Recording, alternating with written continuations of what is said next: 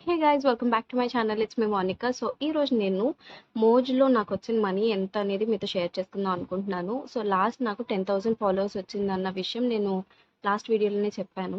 నాకు 2,500 మింట్స్ వచ్చాయి. అంటే మనకి 1,250 రూపీస్ వచ్చినట్టు. బట్ టాక్సెస్‌తో కలిపితే మనకి ఇంకా కట్ అవుతాయి. సో మనం ఇక్కడ ఇవ్వాల్సింది ఏంటంటే మన అకౌంట్ డీటెయిల్స్ ఇవ్వాలి. నేను ఇక్కడ నా అకౌంట్ డీటెయిల్స్ అనేది నేను ఇచ్చాను. వెరిఫైయింగ్ అకౌంట్ అంటే మన అకౌంట్ వెరిఫై చేస్తుంది అది మందా కాదా అని చెప్పి. సో నేను వెయిట్ చేశాను. వెరిఫై అయిపోయింది. వెరిఫికేషన్ సక్సెస్ఫుల్ అని వచ్చింది. సో దట్ మళ్ళీ మనం డీటెయిల్స్ ఇవ్వాలి. అంటే డైరెక్ట్ ఇప్పుడు బ్యాంక్ అకౌంట్‌కి పడుతుంది కాబట్టి.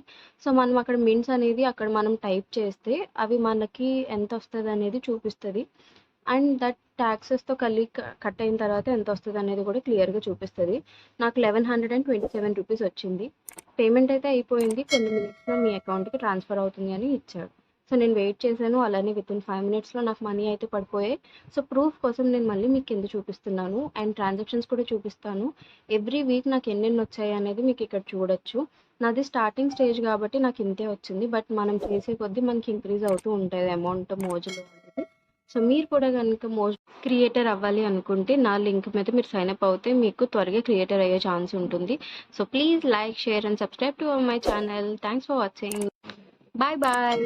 ప్లీజ్ సబ్స్క్రైబ్ చేయండి.